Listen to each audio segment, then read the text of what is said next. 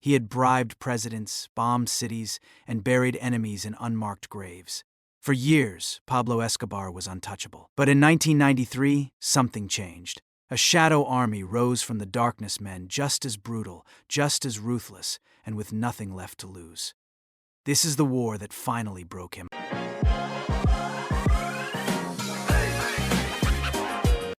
By 1992, Pablo Escobar wasn't just a drug lord. He was a force of nature, something between a myth and a monster. At the height of his power, his Medellin cartel was responsible for supplying roughly 80% of the world's cocaine. The money was incomprehensible. He was reportedly earning around $420 million every single week. He owned fleets of planes, fleets of submarines, hundreds of properties, and an entire private zoo. But none of that wealth tells the real story. The real story is fear. Escobar had built his empire not just on cocaine, but on absolute paralyzing terror. Politicians obeyed him or died. Judges ruled in his favor or were assassinated. Police officers either took his money or took a bullet. He had a simple policy for anyone who stood in his way: plata o plomo, silver or lead. Take the bribe or take the bullet. Most people took the bribe. Those who didn't rarely lived long enough to regret it. Colombia wasn't just a country where Escobar operated. Colombia was a country that Escobar owned. The Medellin cartel didn't rise to power quietly. It clawed its way to the top through a river of blood so wide and so deep that an entire generation of Colombians grew up believing violence was simply the natural order of things. Escobar's enforcers, young men from the slums of Medellin, recruited with promises of money and status, carried out bombings, assassinations, and massacres on command. He weaponized poverty itself, turning desperate teenagers into killers. The body count was staggering. Over the course of his criminal career, Escobar was responsible for the deaths of thousands, including judges, presidential candidates, journalists, police officers, and ordinary citizens who simply had the misfortune of being nearby when he wanted to send a message. In 1989, he ordered the bombing of Avianca Flight 203, killing all 107 people on board, just to assassinate one passenger he believed was on the plane. The target wasn't even on the flight. 107 people died for nothing. That was the world Pablo Escobar had created, one where human life had no value unless it served his purposes, and where death could come from any direction at any time. In 1991, facing increasing pressure from the Colombian government and the very real threat of extradition to the United States, Escobar negotiated a stunning deal. He would surrender, but only on his own terms. He would serve time in a prison of his own design. That prison was La Catedral, a facility built to his specifications on a hilltop outside Medellin. It had a football pitch, a bar, a jacuzzi, and a nightclub. Guards were approved by Escobar himself. It wasn't a prison. It was a luxury compound with a locked front gate. From inside La Catedral, Escobar continued to run his cartel, order killings, and oversee his cocaine empire as if nothing had changed.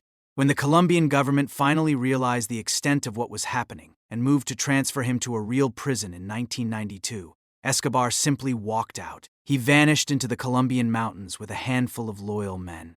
The government was left humiliated on the world stage, a nation that had allowed the most dangerous criminal alive to build himself a vacation resort, call it a prison, and then stroll out the back door when the arrangement no longer suited him. The real hunt was about to begin. The Colombian government's embarrassment over Escobar's escape was total and combustible. President Cesar Gaviria could not afford to let this stand. The eyes of the world, and more critically, the eyes of the United States, were watching. Washington had already made it clear that Colombia's handling of Escobar was unacceptable. American pressure, American money, and American intelligence assets were all placed on the table. In response, Colombia formed the Search Bloc, a specially assembled elite unit of Colombian National Police tasked with one singular, non-negotiable mission: find Pablo Escobar and end him. The unit was led by Colonel Hugo Martinez, a disciplined, determined officer who would spend the next year consumed by this hunt. The Search Bloc was given resources, authority, and a mandate that cut through normal bureaucratic limitations. They set up operations in Medellin, worked intelligence networks across the city, and began the slow, grinding, dangerous work of narrowing the net around the world's most wanted man. But hunting Escobar was unlike hunting any ordinary criminal. He had eyes and ears everywhere. He had informants inside the police. He had enough money to buy any piece of information he needed, and enough ruthlessness to eliminate anyone who threatened him. The Search Bloc had entered a war, and they knew it. While the Search Bloc pursued Escobar through official channels, something else was taking shape in the shadows, something unofficial, unaccountable, and far more savage. A new enemy had emerged. They didn't wear uniforms. They didn't answer to any government. They operated in darkness, left bodies in the streets, and sent a message with every killing that was impossible to misread. They called themselves Los Pepes. The name, translated from Spanish, stood for Perseguidos por Pablo Escobar, people persecuted by Pablo Escobar. And that name told you everything you needed to know about the fury that drove them. These were not soldiers following orders. These were people with personal grievances, burning hatreds, and scores to settle that no court in Colombia would ever help them collect. Some had lost family members to Escobar's violence. Some were former business associates who had been robbed, betrayed, or threatened. Some were rival criminals who had suffered under his dominance for years. What united them wasn't ideology. It wasn't politics. It was hatred pure, concentrated, and patient. They had waited for the right moment to strike. And with Escobar now a fugitive, exposed, and on the run, that moment had finally arrived. Los Pepes formally announced their existence in January 1993, with a wave of bombings targeting Escobar's properties and associates. Within days, the group released a communiqué making their position unmistakably clear. They were at war with Pablo Escobar, and they intended to fight that war using his own methods. No rules, no mercy, no negotiation. The group's membership was a remarkable and deeply unsettling coalition. Former cartel members who had broken with Escobar sat alongside right-wing paramilitary fighters. Businessmen whose properties Escobar had seized contributed money and intelligence. Lawyers and fixers who had been burned by the cartel provided inside knowledge. And at the center of it all were men with both the organizational capacity and the stomach. For extreme violence needed to hold such a coalition together and direct it effectively. Los Pepes were not a random mob seeking revenge. They were a structured operation with leadership, logistics, funding, and a clear strategic objective. They understood that to destroy Pablo Escobar, they needed to dismantle everything that protected him: his network, his assets, his lawyers, his allies, and ultimately his sense of safety. They intended to take all of it apart, piece by piece, until there was nothing left standing between Escobar and his inevitable end. At the heart of Los Pepes were two brothers whose names would echo through Colombian history long after this war was over. Fidel and Carlos Castaño Gil were paramilitary leaders from Antioquia who had built their own violent organization in the years prior. Their personal hatred of Escobar was not abstract. It was rooted in blood. Escobar had ordered the kidnapping and murder of their father years earlier, a wound that had never healed and had calcified into something cold and methodical. Fidel Castaño was older, more impulsive, driven by a rage that sometimes overrode strategic thinking. Carlos was different, calculating, organized, capable of the kind of long-term strategic thinking that turning a revenge operation into a sustained military campaign required. Together they brought something Los Pepes desperately needed: the ability to recruit fighters, coordinate operations, and sustain violence at a scale that could genuinely threaten Escobar's infrastructure. The Castaño brothers didn't just want Pablo Escobar dead. They wanted him to suffer first. They wanted him to watch everything he had built crumble before the end came. Under their leadership, Los Pepes didn't strike randomly. Every attack was chosen to cause maximum damage to Escobar's operational capacity and maximum psychological torment to the man himself. While Los Pepes projected the image of a grassroots revenge movement, the financial reality told a more complex and revealing story. Behind the scenes, quietly and carefully, the Cali cartel was pouring money and resources into the group. The Cali cartel, based in Colombia's third-largest city, had long been Escobar's most powerful rival in the cocaine trade. They operated with far more sophistication and discretion than the Medellin cartel, preferring bribery and business arrangements over bombs and public massacres. But Escobar had always been a threat to their expansion and stability. His chaos was bad for business. His refusal to share markets had cost them billions.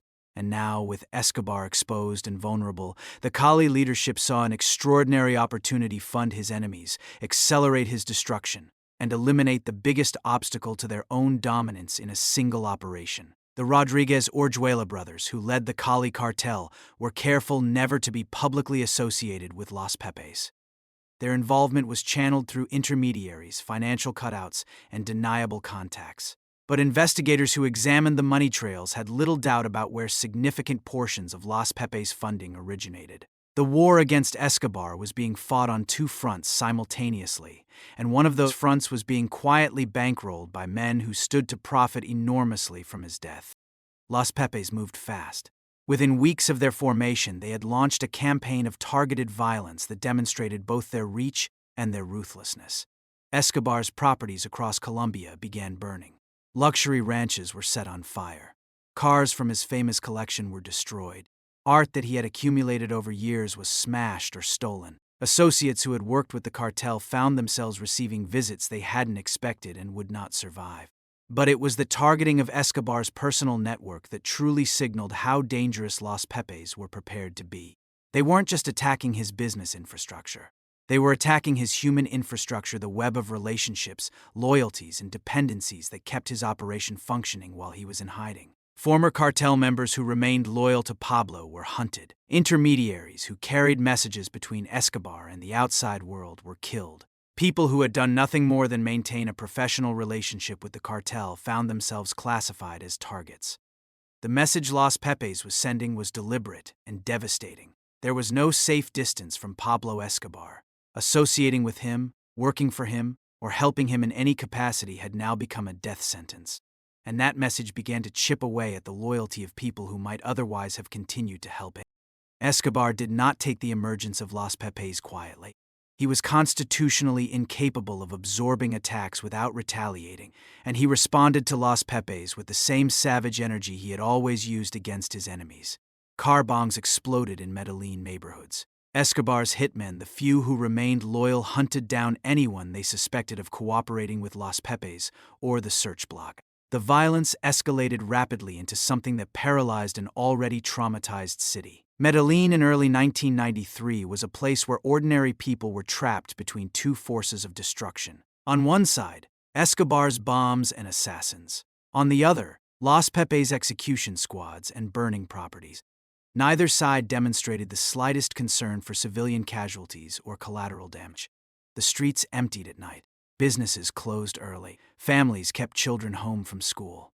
The city had been living with Escobar's violence for over a decade, but this felt different. This felt like a final reckoning, like two storms colliding in the same sky. And the people of Medellin were caught in the middle of it, powerless to influence the outcome, capable only of surviving each day and hoping the next would bring some resolution to the nightmare that had consumed their city. One of Los Pepes' most strategically effective tactics was the systematic destruction of Escobar's physical assets. They understood something fundamental about how Pablo operated. His wealth wasn't just financial, it was psychological. His ranches, his cars, his art, his properties, these things were expressions of his power and identity. Taking them from him wasn't just economic damage, it was an assault on his sense of self. Properties across Antioquia and beyond were raided, looted, and torched. His famous Hacienda Naples, a sprawling ranch that had once featured its own zoo and an airstrip, was attacked and damaged. Vehicles from his legendary car collection were destroyed. Warehouses connected to cartel operations were burned to the ground. Every week brought new reports of another piece of Escobar's empire reduced to ash and rubble. The financial damage was real and significant, but the psychological damage may have been even greater. Escobar had spent his entire life accumulating money, power, property, and influence. Watching it all be destroyed while he hid in safe houses, unable to stop it, unable to protect what he had built, was a kind of torture that no bomb or bullet could have inflicted. He was being erased while still alive, and he knew it. Among Los Pepes' most controversial and chilling tactics was the targeting of Escobar's legal team. Lawyers who represented cartel members or who worked to navigate Escobar's legal affairs began receiving threats, and when those threats were ignored, they began dying. This was not accidental or incidental. It was strategic. Escobar's lawyers were among his most important lifelines to the outside world. They carried messages. They filed legal motions that complicated the government's ability to act against him. They negotiated with authorities on his behalf. They kept channels of communication open that allowed him to operate even from hiding. By killing or driving away his legal representation, he was able to avoid his legal representation. Los Pepes were not just committing murder, they were cutting his lines of communication, one by one, until he would have nowhere left to turn. Human rights organizations raised alarms immediately. Killing lawyers, even lawyers who worked for criminals, was a fundamental violation of basic legal principles and threatened the integrity of the entire justice system. Los Pepes ignored these concerns entirely. They were not interested in legal principles. They were interested in results, and the results were clear. Escobar's ability to interact with the legal world was being systematically dismantled, leaving him more isolated and more desperate with every passing week. As the war intensified, disturbing questions began to surface about the involvement of American intelligence agencies. The DEA had openly been providing support to the Search Bloc training, intelligence technology, and operational assistance that was officially acknowledged and presented as legitimate law enforcement cooperation.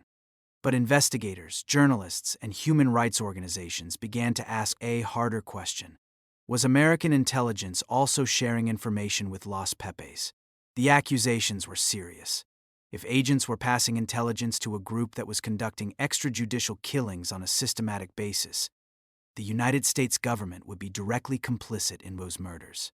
Reports emerged suggesting that information gathered through surveillance and informant networks had found its way to Los Pepes through channels that were difficult to trace and easy to deny.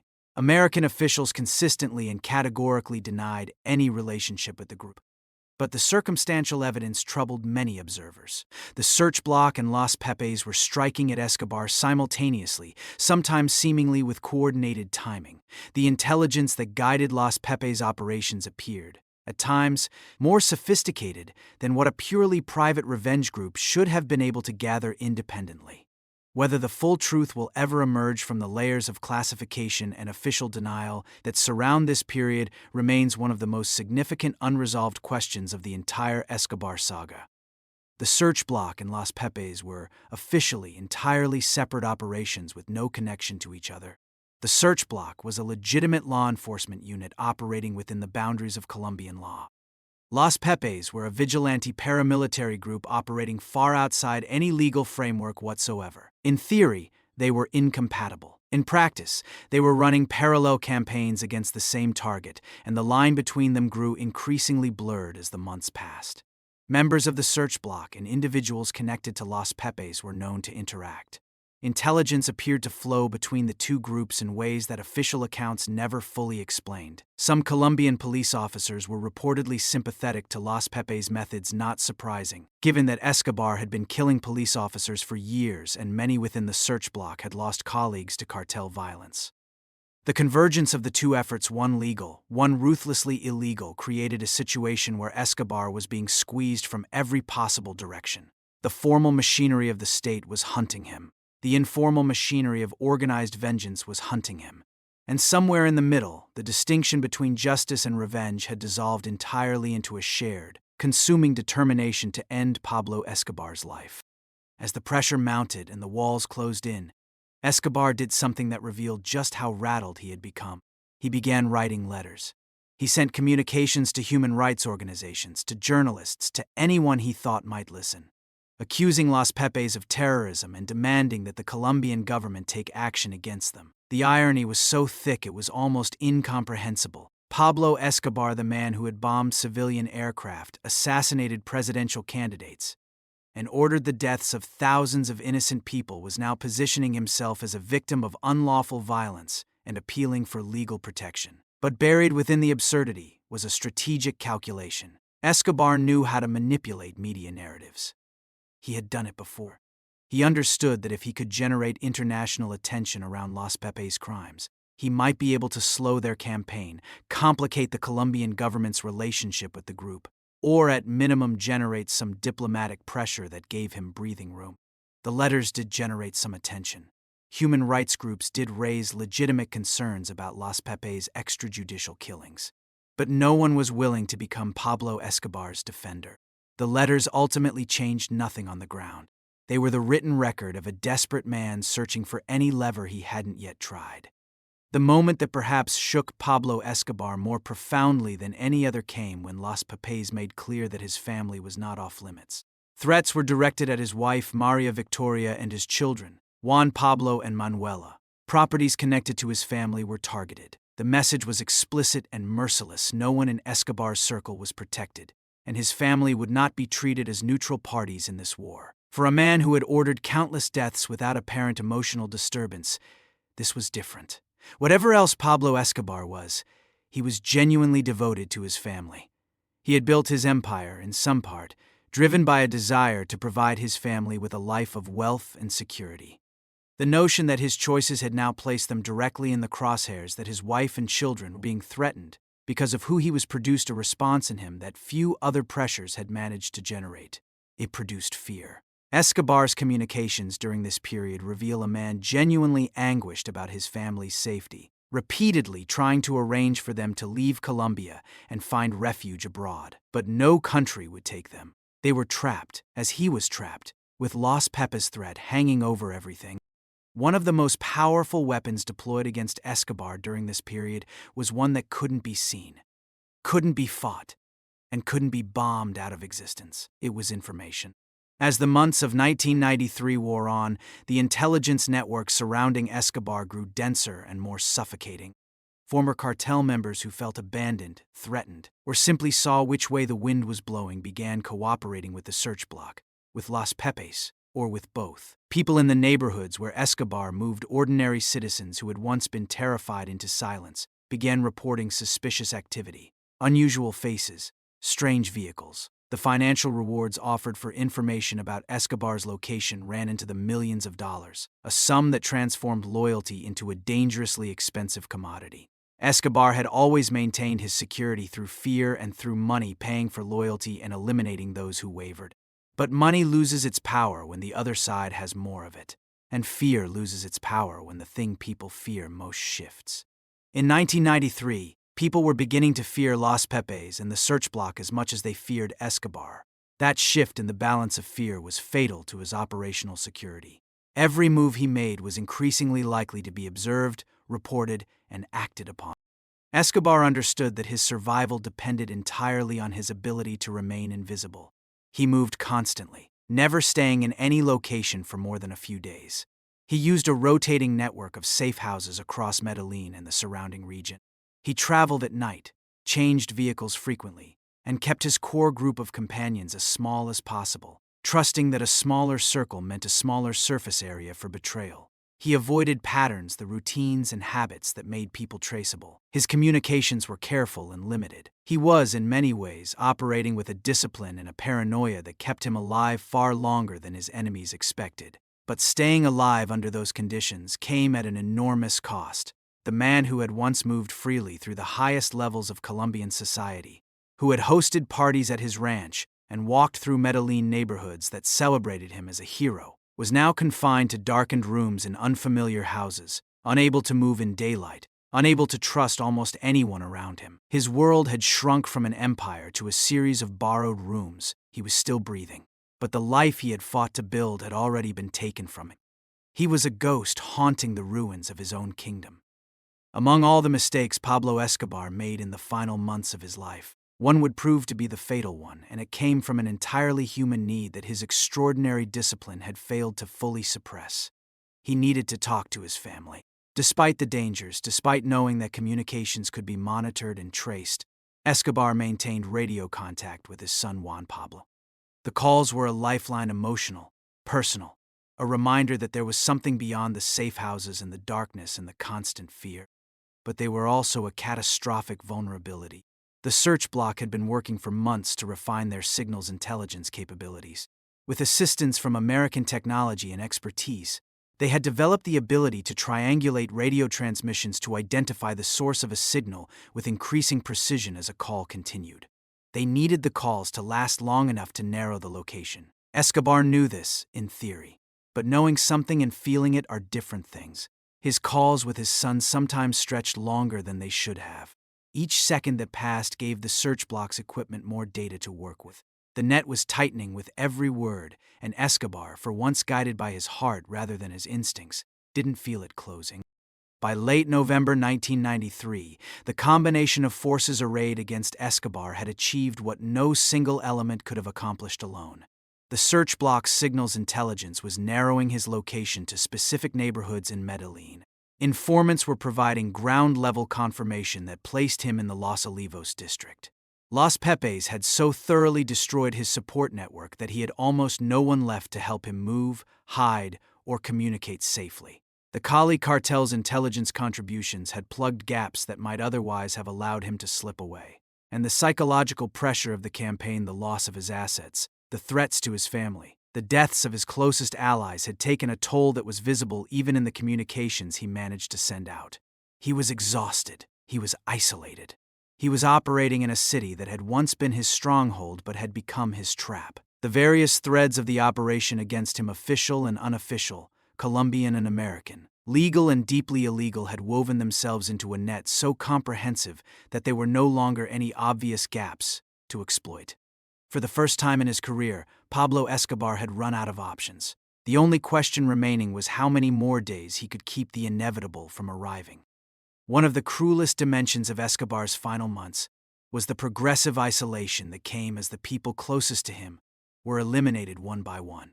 His most trusted lieutenants, men who had been with him for years, who knew his methods and his movements, and who provided him with the operational capacity to continue functioning, were killed or captured throughout 1993. Each loss tightened the circle around him further. Lamon, one of his last remaining loyal bodyguards, stayed with him until the very end, but he was one of very few.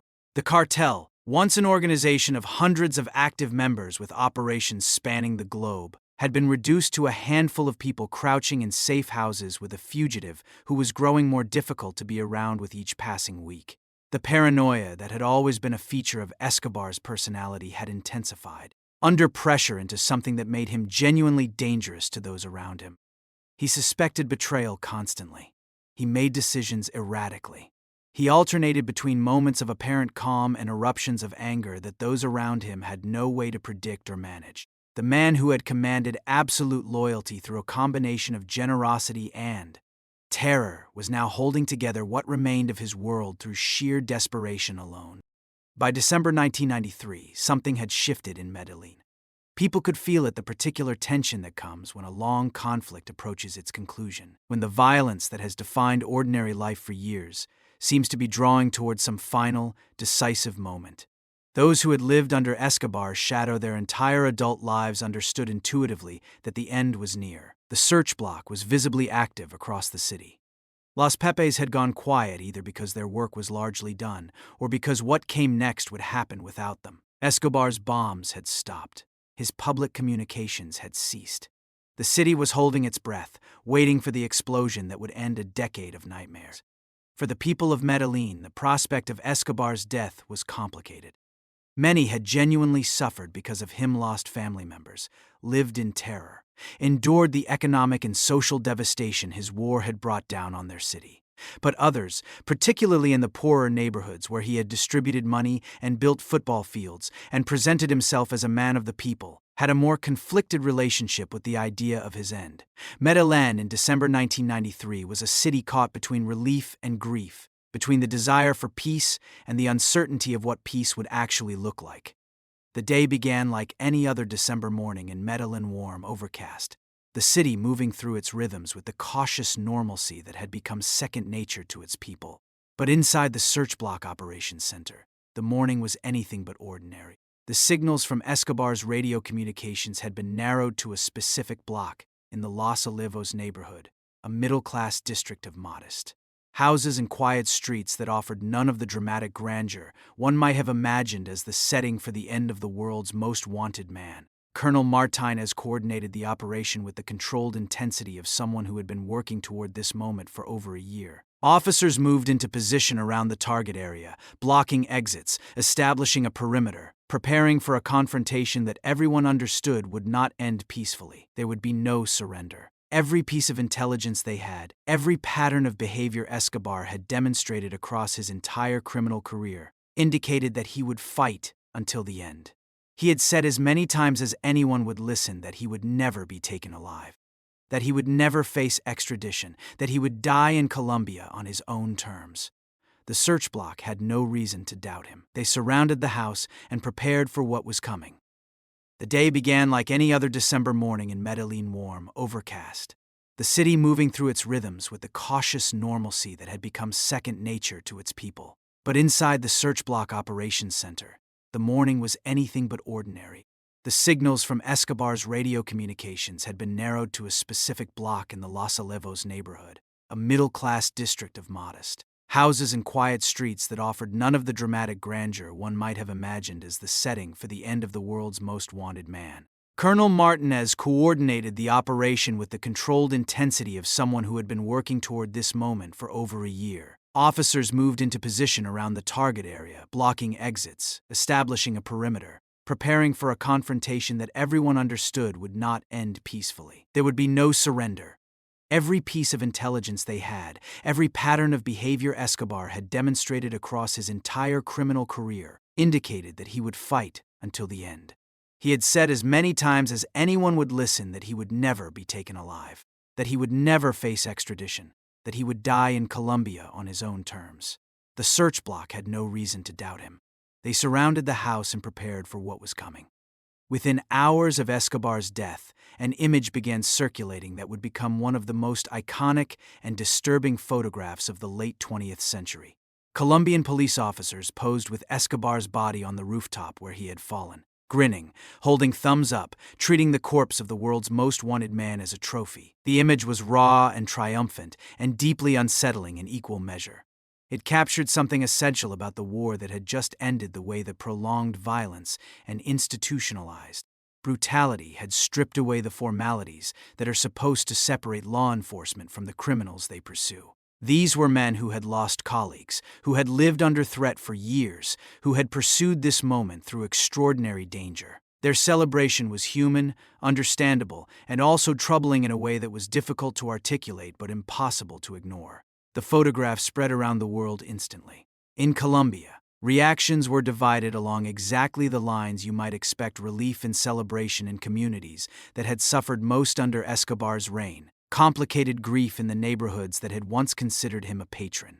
Internationally, the dominant reaction was simple. One of the most consequential criminal careers in history was over. But the story, as it always does, continued past the ending everyone had been waiting for. With Escobar dead, Los Pepes formally dissolved. Their stated purpose had been achieved. The man they had organized to destroy was gone. But the dissolution of the organization did not mean the disappearance of its members, its infrastructure, or its methods. The Castaño brothers, who had provided the organizational spine of Los Pepes, did not retire into peaceful obscurity. They took the networks they had built, the fighters they had recruited, the methods they had refined, and channeled them into something new and far more expansive. They became the primary founders of the AUC, the United Self-Defense Forces of Colombia, a right-wing paramilitary umbrella organization that would go on to commit some of the most horrific massacres in Colombian history throughout the late 1990s and 2000s. The war against Escobar had been the crucible in which these men and their organizations had been formed and hardened. Los Pepes hadn't just fought a cartel, they had built a machine. And that machine did not stop when Pablo Escobar stopped breathing. In a dark and consequential irony, one of the tools created to end the worst of Colombia's violence became a primary engine of the next chapter of that violence. The Shadow Army outlived the war it had been built to fight. If anyone believed they had won something lasting by helping bring about Escobar's downfall, the Cali cartel's experience in the years immediately following his death provided a sobering correction. The Rodriguez-Orjuela brothers had invested in Los Pepes and worked toward Escobar's elimination with the expectation that removing him would consolidate their own power and allow the Cali organization to dominate the cocaine trade without meaningful competition. For a brief period, it appeared to be working exactly as planned. With Medellin in chaos and the Search Bloc's attention temporarily elsewhere, Cali expanded aggressively.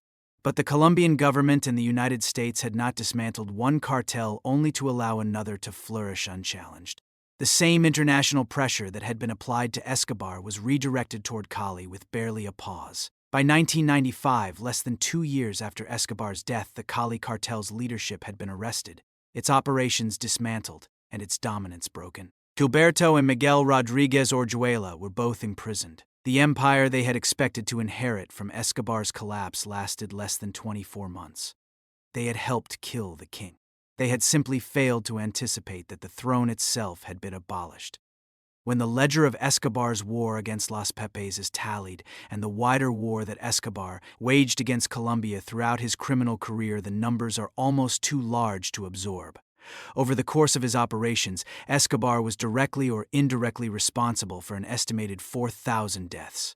His campaign of terror against the Colombian state in the late 1980s and early 1990s claimed the lives of judges, politicians, police officers, and countless civilians. His bombs did not distinguish between combatants and bystanders. Los Pepes, in their campaign against him, added their own toll to that terrible count: lawyers killed, associates executed, families threatened and destroyed. The neighborhoods of Medellin, where most of this violence played out, had been traumatized across multiple generations. Children grew up understanding assassination as a normal part of urban life. Schools closed during periods of conflict. Families were displaced. The economic development that a city of Medellin's size and location should have experienced was strangled by decades of instability and fear. The wounds did not heal quickly. Colombia would continue to grapple with cartel violence, paramilitary terror, and the institutional corruption that Escobar had both exploited and deepened for many years after his death. The cost of Pablo Escobar was measured not just in lives lost, but in a future deferred.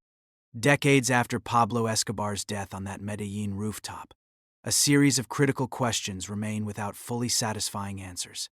The most significant concerns the extent of American involvement in the campaign that killed him. The DEA's official support for the Search Bloc is documented and acknowledged.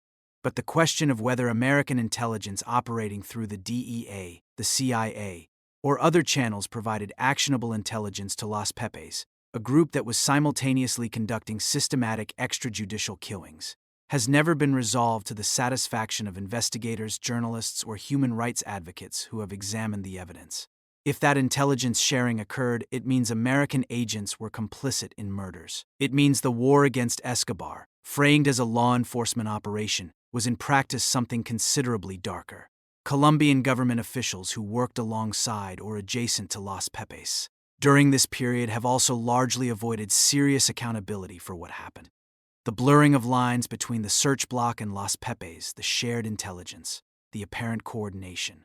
The officers who may have looked the other way or actively cooperated represents a chapter in Colombian institutional history that has never been fully examined in public.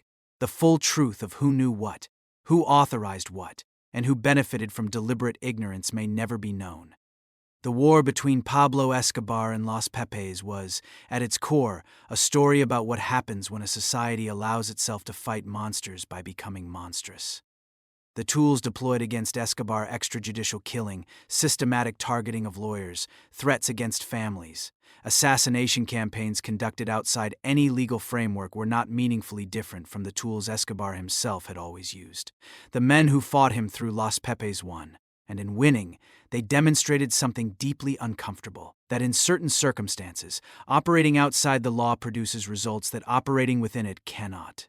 That lesson was not lost on the paramilitary organizations that followed, or on the governments that found it convenient to allow them to operate. Colombia eventually made extraordinary progress. Medellin transformed from one of the world's most dangerous cities into one of South America's most celebrated urban success stories. A transformation driven by investment, social programs, and genuine civic will.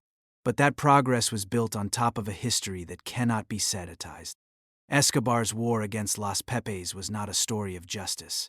It was a story of two forms of violence consuming each other until one ran out. And the world that emerged from that consumption was shaped by every compromise, every moral line crossed, and every question left deliberately unanswered.